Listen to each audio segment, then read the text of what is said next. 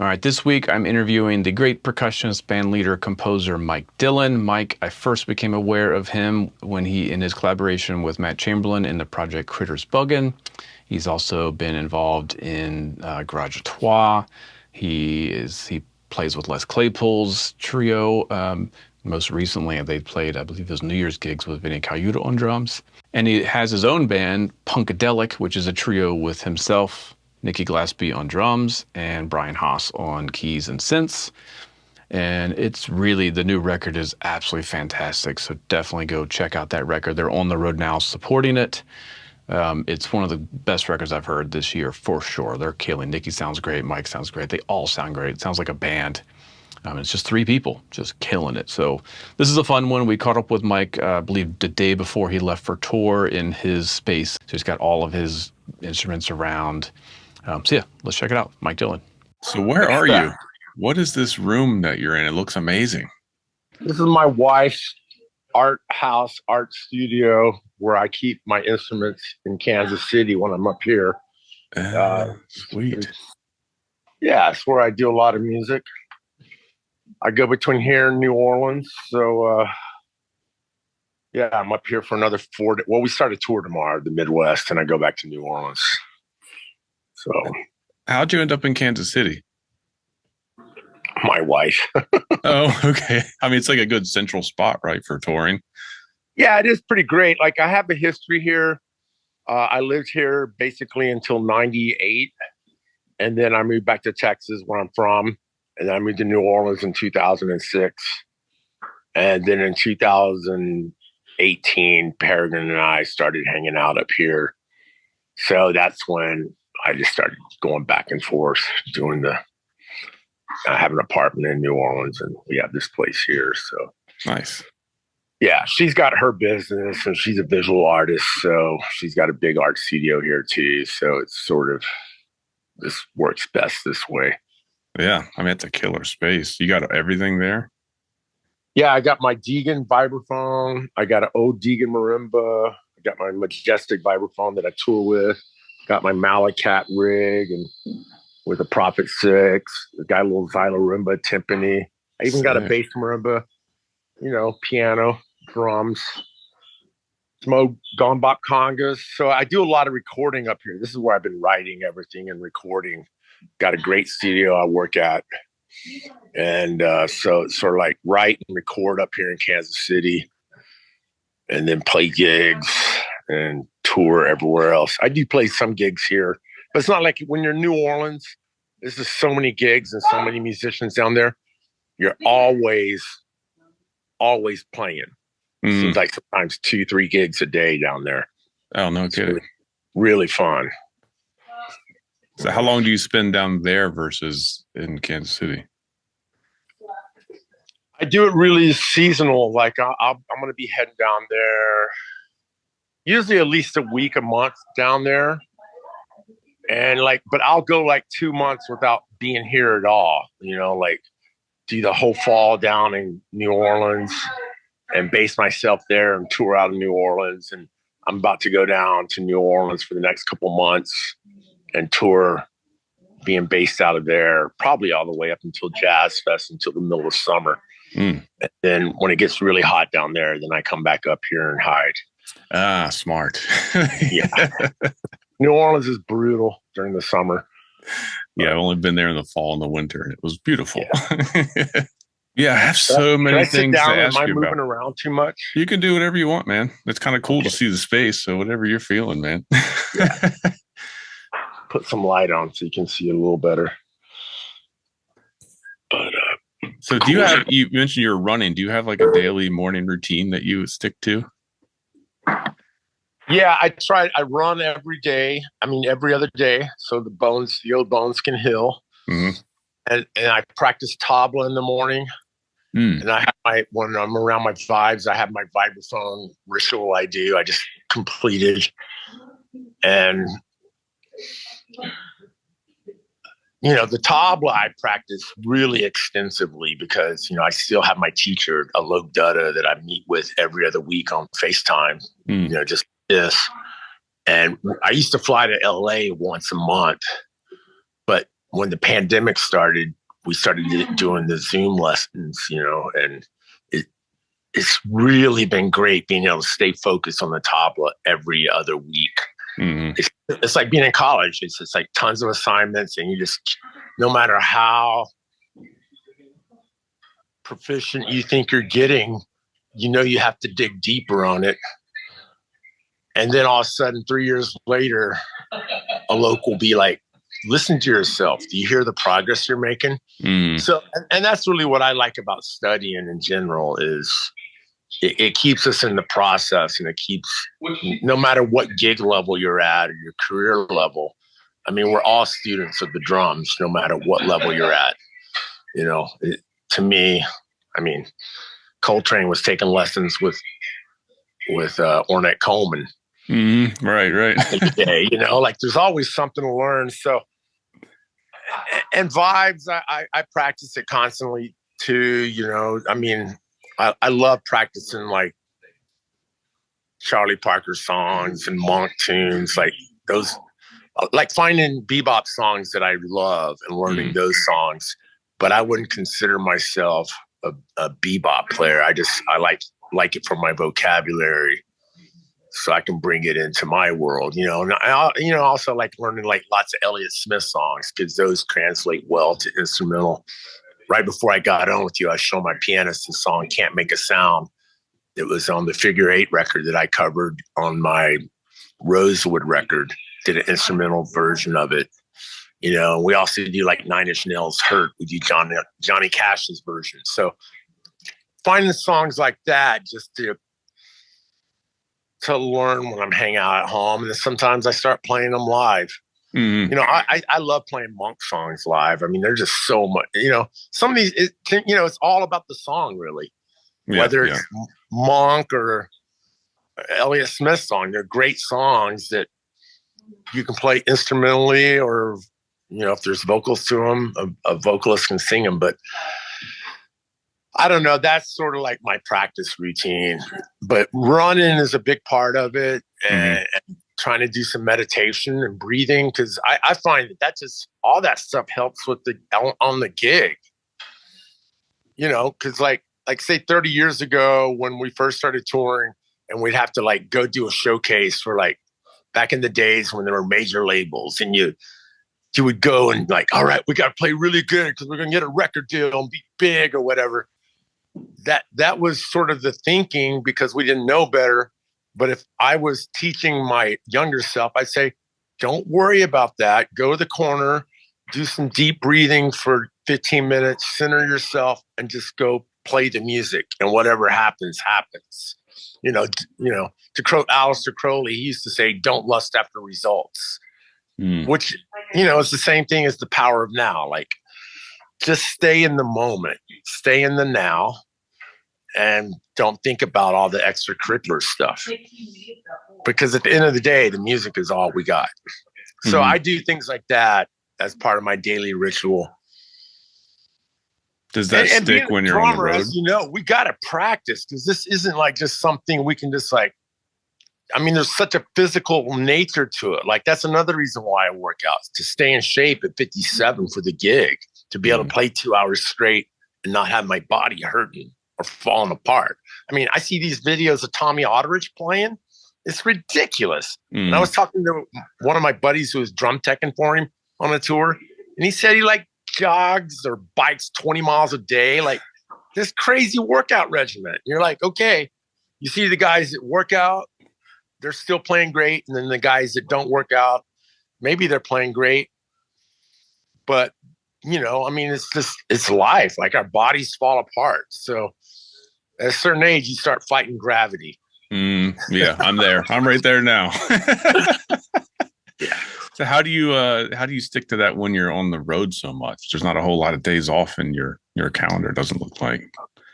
That sometimes suffers, but even if it's just 20 minutes, get out. And if you're like some crummy area where your hotel is, just go run and try not to get run over by a car. Just, get a little bit. And then that's another great reason I love playing tabla, is because I can take those into my hotel room and get 30 minutes of just and like, you know, one tabla composition, there's different names for them, but you can just play the main theme of the kaitas or the relas. You can just play those really slow, just like you would play rudiments, you know, and just focus on that one little bit and get into that. And it can really keep your hands nice and loose. Mm-hmm. And at the same time, it's very meditative, you know, going da da da da da da da da da tina kina da da da da da da da da tina kina. Like that's the basic theme, but play it real like da da da da da da da da da da ga tuna kita ta ta ta ta ta ta ta ta da dina gina da. It's like you slow it down and you play it for a long time. Your arms start hurting because you're playing so slow. We all want to play fast, but play it slow. And then like, so the tabla is a really great way to be able to practice on the road. Mm. What is the influence of tabla on your composition? I'm always curious about that because it doesn't directly correlate with like traditional jazz composition or whatever. Like a lot of stuff, like there's different songs I could pick out on different records. Whether like there's this Grajatois song called Computer Crimes, where we were doing a piece in 5, and I that's a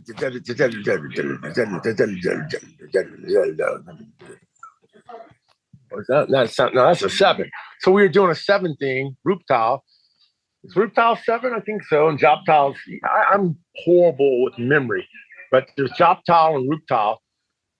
But so even if the tune's in 4, a lot of time the phrasing and the melody, because the tabla system of like the way all the variations within a composition, you know, like you'll have this, like in this one piece I've been doing called Unemployed by the Loke Road is I'm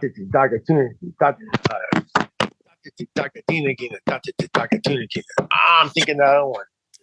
I'd have to let me. I'm choking online. I'm folding right now. It's early. I get it. So, got it right here. I'm thinking another one, but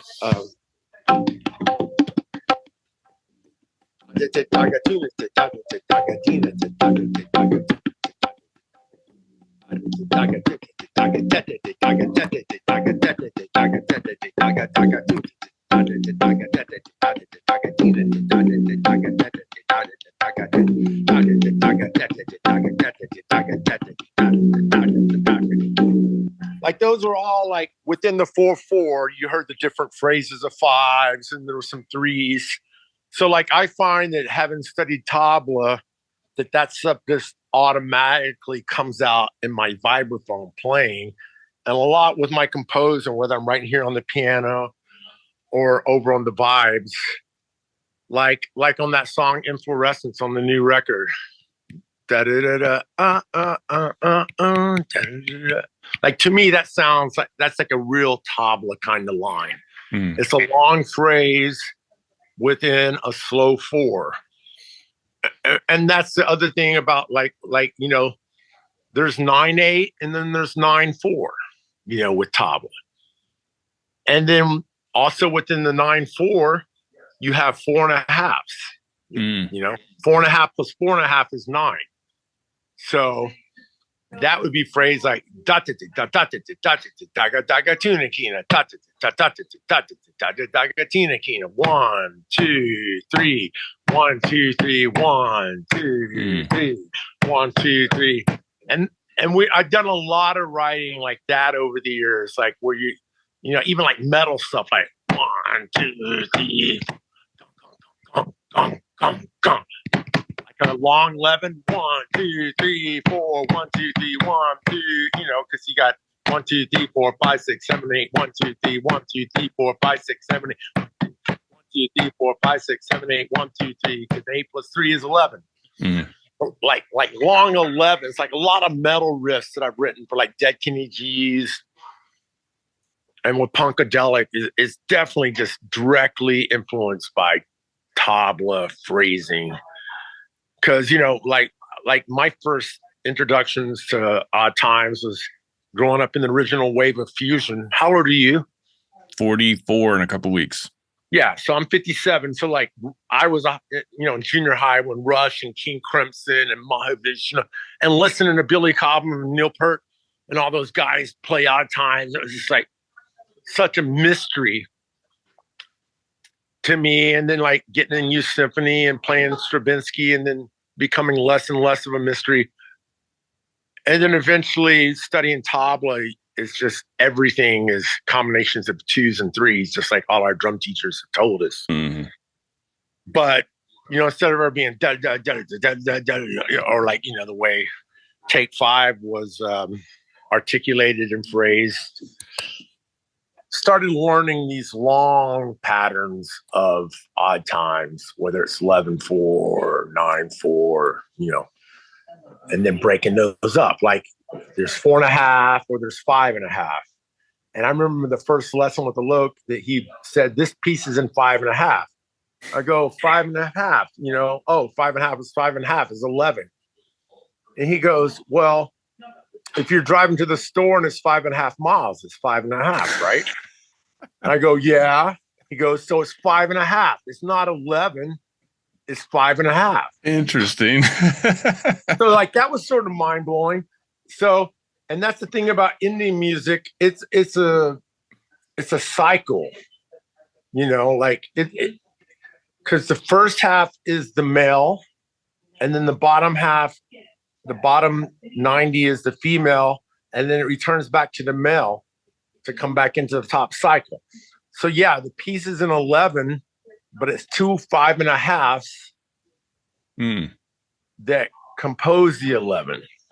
And then you really start articulating and all your improvisations or variations, I should say, or as long as you keep the roadmap of the 5.5 solid in your counting, then it really is a lot easier to play and articulate and make it sound like music. So I don't know. It just seems like the lifelong quest because I wasn't born. I mean, my mom played piano. My grandmother played piano in church and whatnot, and band.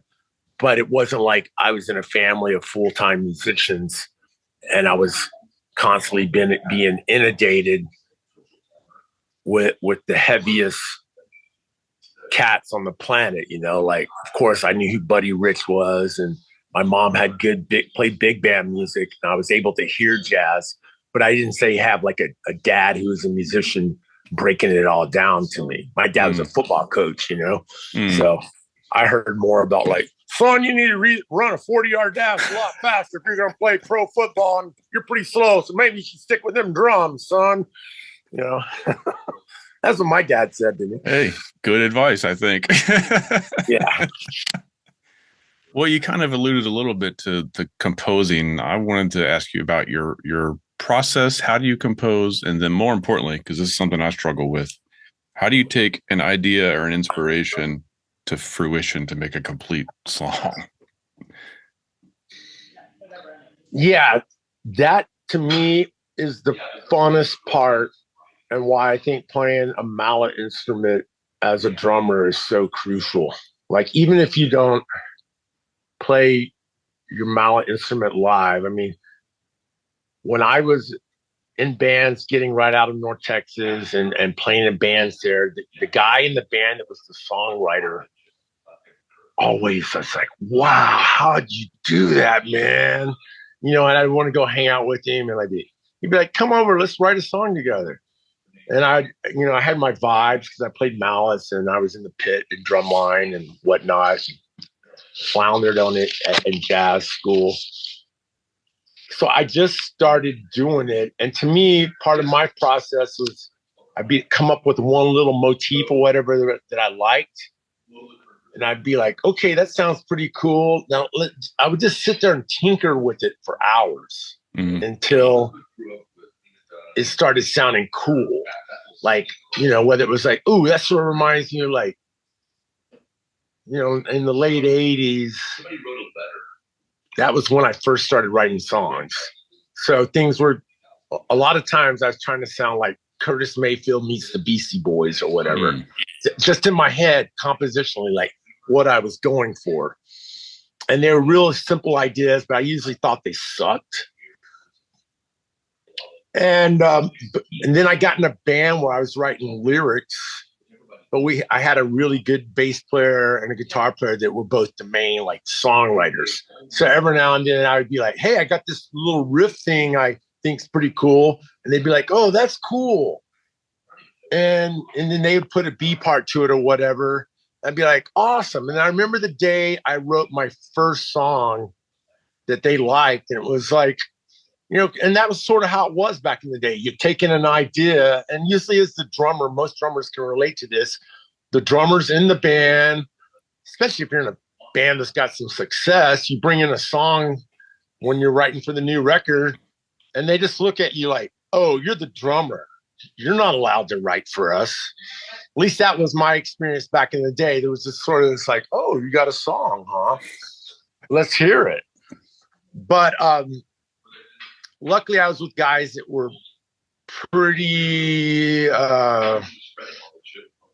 they would encourage me to keep going for it.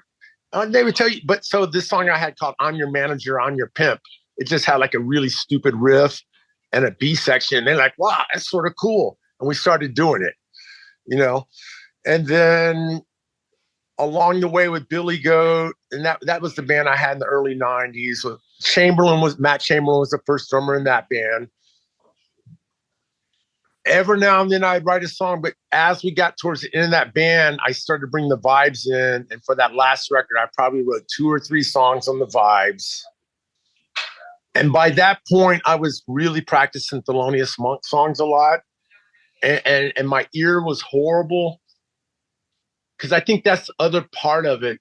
As a classically trained percussionist and rudimentally, drumline guy, the ear training part of being a drummer wasn't stressed enough. I'm sure now it is to all young percussionists, but it was mainly just like, if it wasn't written, I had no idea how to what do you mean? I got to learn it by ear? And sax players, the different people I was working with, they're like, yeah, bro, learn that shit by ear. So, I'd start going to jazz jams and trying to play getting lost on B-flat blues. And then I was just like, okay, I got to get my ear together. And then you start doing all the things to figure out how, if you're playing a song for my father, you're not going, okay, F minor, counting the number of bars. You start hearing the changes. So, and it became that way with the songwriting. Eventually, I started hearing where I wanted it to go. And there was always a part of me in my writing that I just wanted it to be different and weird. So being a percussionist and writing on the vibes or a keyboard, because I'd fumble around the piano, it was easy to start writing weird music. And there were no rules in any of the bands I was playing with at the time. And I would say right after Billy Goat broke up, we started this group called the Harry Apes Butt Moving Experience. I just moved out to Seattle to play in Critters Buggin', and I was in the rehearsal space that Critters had. Chamberlain had all his shit there, Brad Hauser, and there was a 4-track that Chamberlain had there, and I wrote 7 songs. Like that was it. Completed 7 songs and sent out the tape. And it was all stuff, just little ideas that I came up. I'd put a drum machine groove down or record a drum set groove, and then play a vibes part that I thought, and come up with an A and a B section, and then a bridge. And I would just search until I'd be like, all right. And that was the first group that I ever made a complete demo of songs and sent it to some of the guys I'd been in Billy Goat with and a couple of the awesome musicians, and everyone heard it and they're like, wow, these are cool. And the band formed as a result of that initial 7 songs that I wrote. And that was when I started getting a little bit of confidence as a songwriter. And then especially when people started coming to the shows and dancing, it was like, wow, people like the songs. And then I just got obsessed with it. And that's like, whenever I get time off from the road, I just immediately just want to go write and get it out of me. And so it took me a minute to get to how the process started, because it started at being completely bewildered and terrified, but really wanting to do it and not understanding, to just do it, get through it. You know, nowadays everyone has GarageBand on their computers, you know, and then that was the next thing. I just, like, before GarageBand, I had Matt's old Akai 4-track recorder. I just started writing songs on that all the time, cassette, 4-track. And then I moved up to a digital one on Roland. And it just, whenever I got off from tour, I would write, you know, record the vibes, the drums, use a keyboard to play the bass parts. And if something was good and stuck out, and for me, a lot of it was just something that stayed in my head. I was like, all right, that's catchy. That's cool. And, you know, and along the way, it's just like, I just realized, like, shit, I've written a lot of songs. I got a lot of records, you know, for Garage à Trois. I was really excited when those guys played some of my songs. And Dead Kenny G's, the Malachi Papers. And then, like, after all that, for the Go-Go Jungle, it was like, all right, finally I'm going to be in a band where the vibes is the only melodic instrument. And I'm the songwriter, and I'm even the singer, which is, you know, I have my own style of singing. It's not for everyone, but the people that like it. I like it. And that's what's important. I think at the end of the day, you just got to like what you do and challenge yourself, you know, because I'd always had like a Rhodes player or a guitar player in the band. So being like, when the Go-Go Jungle started with my friend Go-Go Ray, I was like, all right, I got pedals, I got effects. The vibes is going to carry the band. And that was another part of the concept of, like, lead vibraphone. You know, I'd got to jam with Tito Puente at college, and, you know, Tito was the leader of his band. It was really inspiring. I was just like, I started thinking along the way, why do the percussionists have to be the back seat? Like, I don't mind being the back seat. I love supporting great artists, but I mean, why can't a vibraphone or a xylophone be the lead instrument in a band? Why does it always have to be guitar or piano, you know? So that became another part of what I was seeking and what I was trying to develop as a musician and a composer. So what about the current trio with Nikki and Brian? Was the writing any differently? Was it more collaborative? That's what was exciting about this record. It was finally, like, year after years of going from collaborative writing. Then all of a sudden, for a long time, it was just like, I was like the selfish bastard. You can be in the band, but I'm writing everything. La, la, la. I'm doing all the writing. Like, I had to prove it to myself. To this record being like, hey, Brian, I love your songs. Jacob Fred Jazz Odyssey was amazing. Why don't you write 2 or 3 songs? I'll write a couple new ones. We got a couple of my old ones we've reworked that I wrote during the pandemic. Go away, phone. Send a voicemail. Sorry. Did that pause us, hopefully? It's all good. Yeah. Okay.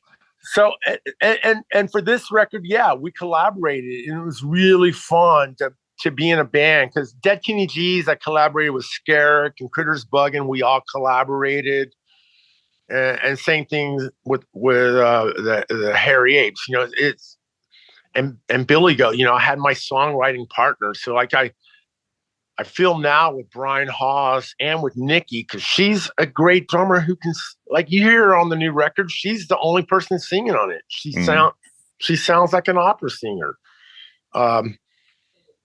So it's amazing for this group, for me to, like, sort of let down the, like, I have to be the songwriter, to be like, all right, 3 brains are better than 1. 3 hearts are better than 1. Let's all write music together. How did you do that? Did you get some rehearsal time in? I mean, what was the writing process? For this one, the writing process was, hey, Brian, write some instrumental music that doesn't sound like avant-garde jazz weirdo. Why don't you write something that sounds more like a Queens of the Stone Age song? and just like sort of giving him that. I'm like, let's do a rock instrumental record. And of course, our love of jazz is going to come through. But it was like, let's just try to make a concise instrumental music that maybe someone that thinks jazz is dumb or hates like instrumental music could go, oh wow, this is cool. And also for me, I like playing, like I like playing Elliott Smith songs instrumentally, and those are great pop songs. And what's cool about doing like pop instrumental or rock instrumental is you're not hammering people over the head with your lyrical concept, which we all want to think we're Bob Dylan or Keats or whoever, or Shakespeare or William S. Burroughs, but really we're not. We can try to be, and just like we're not Beethoven's or Bach's, but we can try to be. But at least with instrumental music, I think it gives the listener a little freedom to paint the picture they want to paint. Mm-hmm. So that was the only rules for this record, or suggestions. There were no rules, but like, hey, let's write some rock instrumentals for it. And Brian's version of rock is different than my version. And when he brought the songs in, we just rehearsed them on sound checks and started playing them in gigs. And a couple of them, like Inflorescence, that song I actually wrote when I heard that Taylor Hawkins had passed, And at first because a lot of times my songwriting comes out of like an emotional, like whatever. And that's not unique. A lot of people do. I remember when my dad died, I just walked right to my vibes and wrote a song, and we recorded it with Nola Tet. And so Inflorescence was originally called TH, and it was sort of a tribute to Taylor. And then we just started calling it Inflorescence because that word about to bloom, and I really started thinking about that word as a concept. So I felt like we talked about that word and just having those simple structures. And we actually just went into the studio.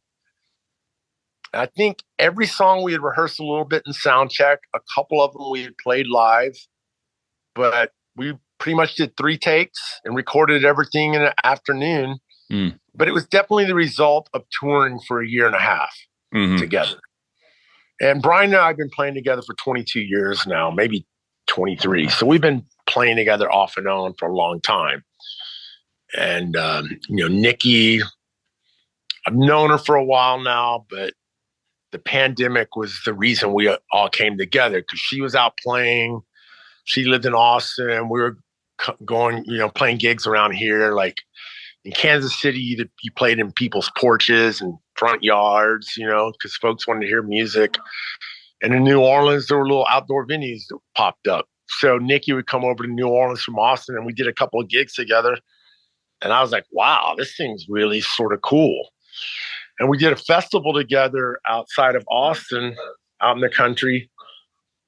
And those two, they would just improvise and make stuff up that was so compositionally wonderful that sometimes we would start off with one of my songs. We'd do the song. If it was a song with vocals, I'd do my little vocal thing. And then those guys would just, go into some rhythmic modulation and take the song to outer space. And that sort of became the concept for it. Like, all right, the songs start here.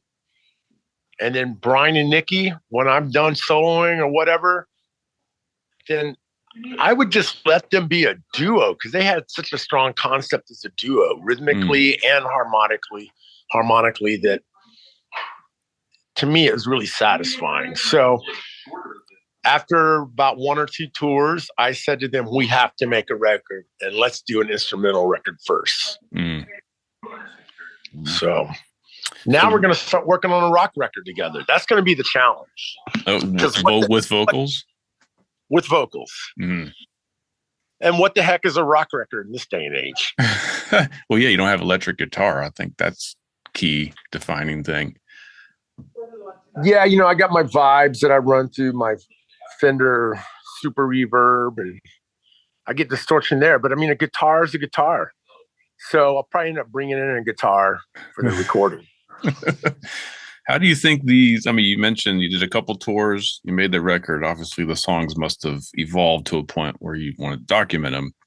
Where do you expect them to go from here now that you're going back out on the road?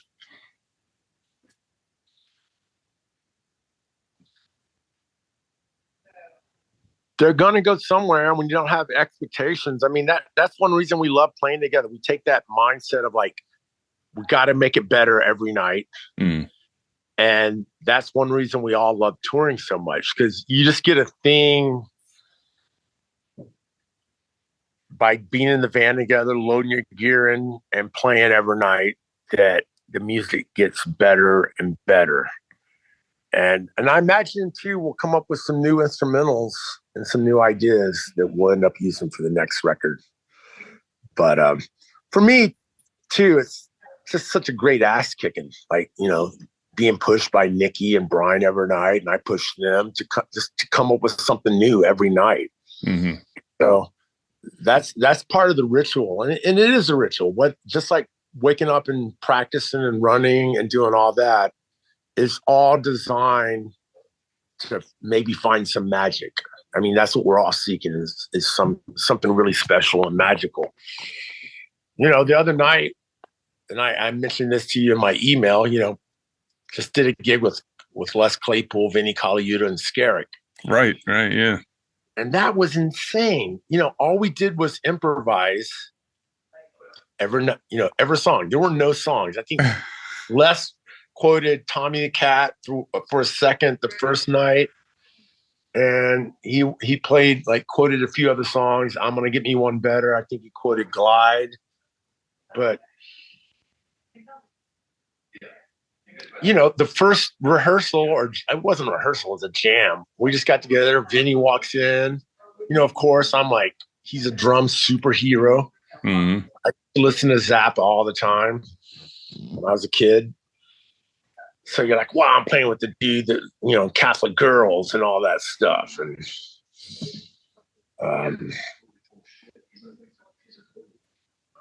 And in 3 nights of playing together, it just kept getting better and better. Mm-hmm. And it's the communication on the bandstand. And you're just listening, you're playing, and the way, like, Vinny's phrasing was so insane and so crazy. I mean, there were moments in time where Les started doing like some crazy bass stuff, and I look over and Vinny just started playing it with his feet, like, and not like it was like, oh, he's playing the lick of what, you know, we all compared each other, but just like the musicality of how he was using double bass drum. I've never really even thought of Vinny as a double bass drummer, Mm-hmm. you know, but obviously he is, and it was insane. I mean, he was like saying he has to get a hip replacement, and he was doing like the craziest double bass drum shit I had heard in a long time. I was like, wow, he's got the Dave Lombardo chops over there, you know. It was really fun. Yeah, it was funny. How does, I mean, that's a what, 3 days where you guys played and probably went your separate ways. I mean, when does something like that become an actual project? Like, does someone just have to say, hey, let's commit to this for 6 months or something? Well, Les got on the microphone and said, he goes, so this is bastard jazz, more bastard than jazz. And he goes, you know, I've just got through doing the Rush tour, and I rehearsed for, you know, more than I ever have in my life. And you know what I love about this band is we don't rehearse. We're just up here throwing spaghetti on the wall and seeing what sticks. And we did one tour this summer. So, I mean, I think with Les, you know, I call him the Colonel. I think the Colonel, it's one of those things where every now and then he'll do a 2 or 3 week tour with it. And we just get out and we just kick each other's ass. And at the end of it's 2 hours straight of improvisation. Some nights you feel like you play some great stuff. Other nights you feel like, you know, my ideas suck tonight or whatever. And that's the fun part of improvisation.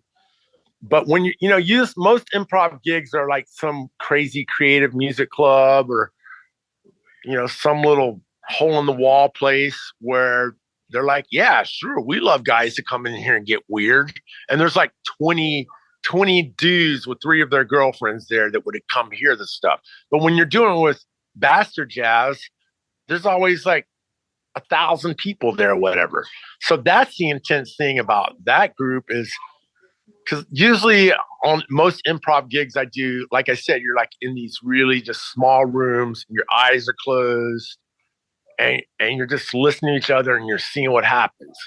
But it's really fun and challenging when you're doing it with Les and Vinny to a sold out crowd in Napa at this 800 person room 2 nights in a row. But you forget about the people being there and you're just listening to each other and you're like digging deeper. And it's the same thing as what I was talking about with Nikki and Brian. We did a 10-day tour with Stanton this summer, Stanton Moore on drums. And every night it just got better. The chops felt better. And I think for me, like those improv gigs, it's not all about just blowing all your chops and trying to sound like you're the fastest vibraphonist in the world. It really is about coming up with compositional ideas and writing songs on the spot. And that's the great thing about playing with Claypool. He improvises in a very musical, unique, singular fashion, which I think probably, half the time, he probably just can go into the studio and just start playing some bass line and go, oh, that's cool. Hit record. And that's the beginning of a new song because he has this really creative ideas. So for that project, it always starts with that, with like Les starting a bass line easily. And then like, all right, I have a melodic idea that sounds pretty cool on top of it. And you go with it for a minute, or maybe I will catch that thing he's doing over there. And that sounds cool too. So yeah, it's a good challenge. Do you have any, you've worked with, I'm looking at the track list of all the drummers that I could find, so many and so diverse, for Matt Chamberlain, Stanton Moore, Johnny Vodakovich, Vinny, JP, Nikki, Earl Harvin, Allison Miller. Advice for a drummer working with percussionists through, your experience over the years. What makes it really click for you? The first thing I learned a long time ago is to stay out of the drummer's way. That was literally what my first percussion teacher, this guy who played congas in the 1 O'Clock Lab Band.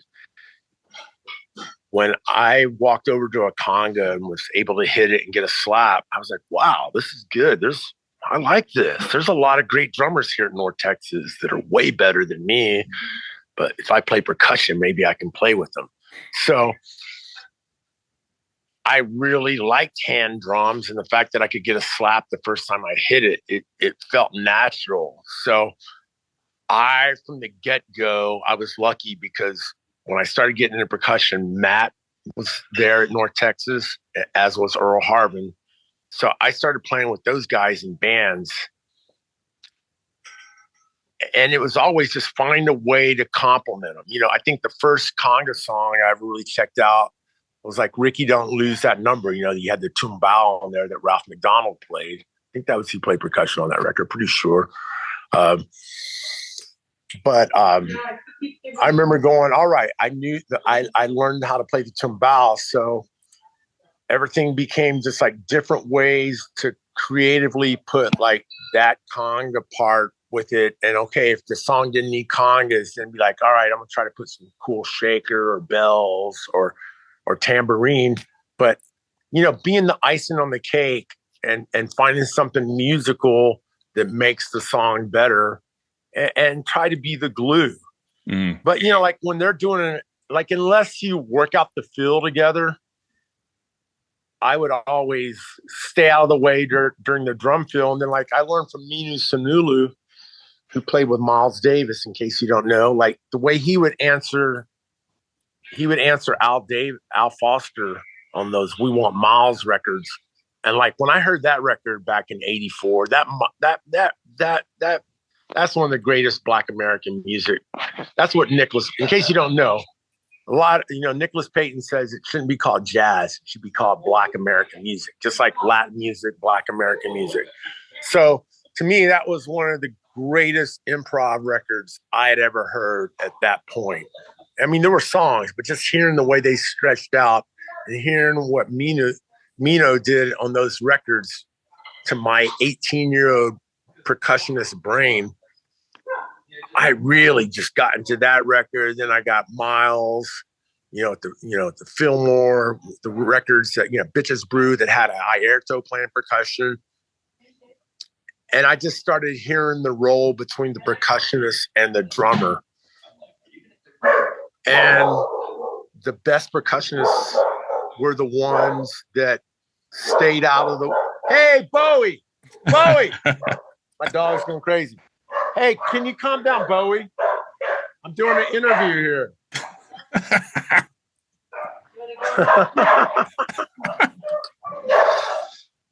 So, and then when I would play people, they would always say, wow, man, we really like what you add, and you stay out of the way, and drummers, and then the other thing was just like locking in with them into their pocket. So that's, my advice is less is more.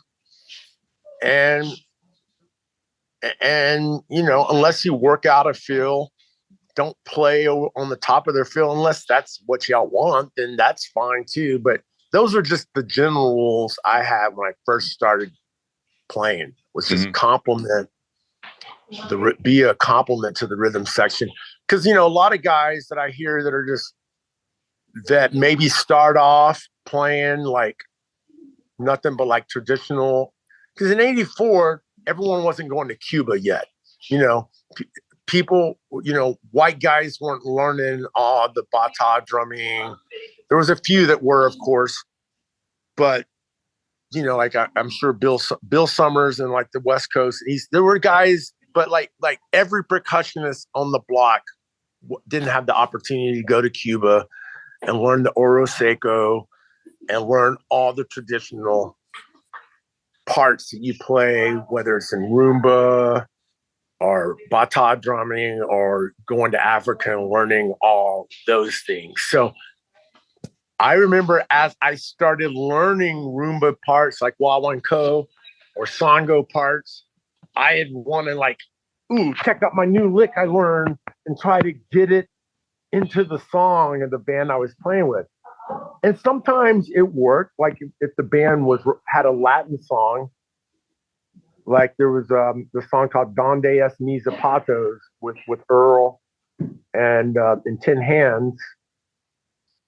And we basically just played the songo that Frankie Malabe, when he came to North Texas, had showed the drummers and showed the percussionists.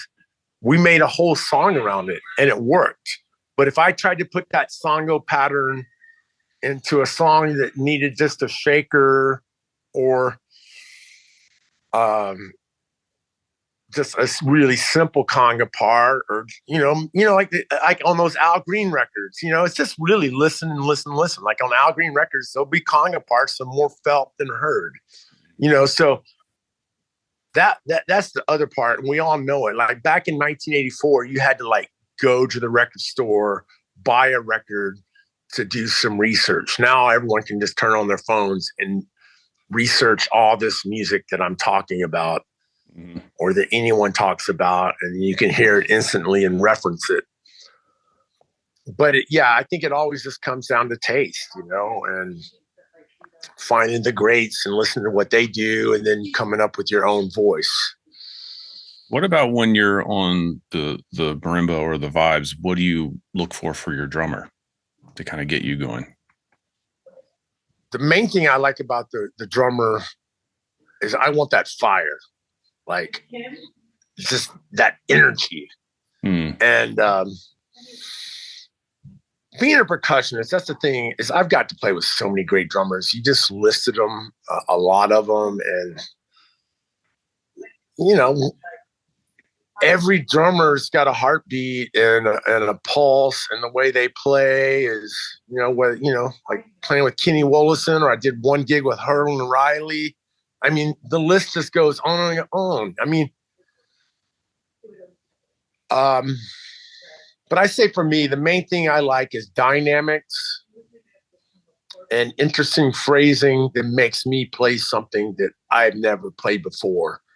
And like playing with Vinny on my solos, I was just like, oh, wow, this guy's got such depth. And this is effortless.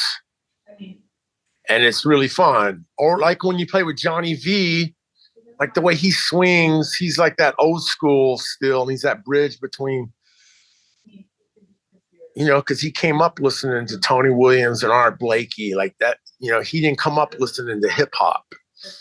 So his phrasing is going to, even if he plays rock and roll, it's going to be more like 50s rock and roll. It's going to have that swing, that New Orleans mambo thing with it. And that's going to make you play a different way. So, yeah, you know, it's hard to say. There's just so many great drummers out there. And I think the main thing I like is just when they listen and they're subtle, and yet they can be explosive and give you that power. That's what Nikki does. She's got it all. And as a drummer, percussionist myself, because I play drum set too, it's just an inexplicable bond in the drummer community and the musician community in a whole. You know, it's like a lot of us were watching that Monday night football game this past week and seeing that young man go down and collapse and go into cardiac arrest, and the way it's affected all these players, past and present. It's the same way with us. I mean, like, there's a certain competitive nature between musicians, but the older you get, you realize, like, it's not so much that music school thing of trying to push each other and outplay one another as it is to elevate one another and to make each other see things. And when you're around great musicians, that inspires you to have fun, because the music business is designed to suck the fun out of it. And that was something Vinny said backstage in a really cool way. It was like, wow, this is so much fun playing with you guys. Like, you are great players, and this is really inspiring, and it makes the gig fun. So, to me, that's what I look for now, is guys that just aren't in their head and are not trying to be too mental. I mean, I don't even really know that anymore, but they're just people that are listening to one another, and it's all about music and making music and having fun on the gig. Right on. Feeling Well, good. it wouldn't be a podcast about gear if we didn't talk about gear. So what is your current live rig? My current live rig is I have a Majestic vibraphone, much like this one. Mm-hmm. My one in the van has a pickup system. I can show you what the pickup system looks like on these. I got an extra one right here. This is the K&K pickup. Okay. This one has a loose wire. It's got to be soldered, but it goes underneath the vibes like this. And each bar has a ceramic piezo pickup that goes into that little 1/8-inch adapter. This is what the inside of it looks like. So each bar has a pickup. So it's just like a guitar playing over a pickup, a guitar string, but every vibraphone bar has a pickup, and it goes into a pedal board. I have a couple over here. Like, this is the one I took out to the small one with a couple of other ones that I took out to the Bastard Jazz thing we just did. Then I got, we take a marimba on tour. We usually take this old Dillon, this little guy right here, out with us. Mm-hmm. Or I have a bigger Majestic marimba that I take out. And then I have this Prophet 6 that I trigger with my Malacat for synth sounds. So I'm using that, the vibraphone, and I don't have my timbali set up. I have this old cocktail kit set up right now, but I have timbales there, Gunbop timbales, and then my Gunbop bongos, and a Rototom, and my hand sonic, So it's a lot of shit to set up for the Punkadelic. And I take my tabla with me that y'all have already seen. How do you amplify those? Just the microphone? What's that? How do you amplify the tabla? With mics? With mics, yeah. And really, it only works good when the band is playing quiet. Mm-hmm. Because if you're playing super loud, it will pick them up, but you got to have a really good sound person. We don't tour with the front of house right now. Mm. But do you take an amp with you, or do you use backline? No, I take an amp. Sometimes I take out this Fender Super Reverb, or I have a Roland, a little smaller, that's solid state jazz chorus that really works good. And then we'll talk about Nikki's drums because I'm really proud of this kit. She just got me some new. But I got this old '60s Gretsch round badge that lives in my car that my buddy found in the trash in Baton Rouge, Louisiana. What? Yeah, it's a '60s. Stanton verified it. He took it apart. It's a '60s Gretsch. 20, 14, 12. So that's what Nikki plays. And she's got her cymbals. I think she's a Zildjian person. Yeah. And then we got a Fender Rhodes. So yeah, that's a big part of my job is loading gear. And that's the other part. You load gear, you stay strong. You got a drum tech, you're not loading gear. I love my drum techs whenever I can have them. But I even will be like, all right, well, let me help y'all load gear. But, yeah, you got to love it, right? Yeah. Well, man, that is it. Thank you so much for taking the time. I know you've got a busy week here getting the tour kicked off, so really appreciate it. Yeah, Mike, great talking to you. Will you be able to come to the show? Yeah, I think so. Yeah, Thunderbird Music Hall in Pittsburgh. I'll be there. Yeah. Have you seen these things that Gone Bop's selling, but they're made by Peter Engelhardt? No, I've seen pictures, but what does it do? They're pretty cool sounding. I got a couple of these that I bring out with me.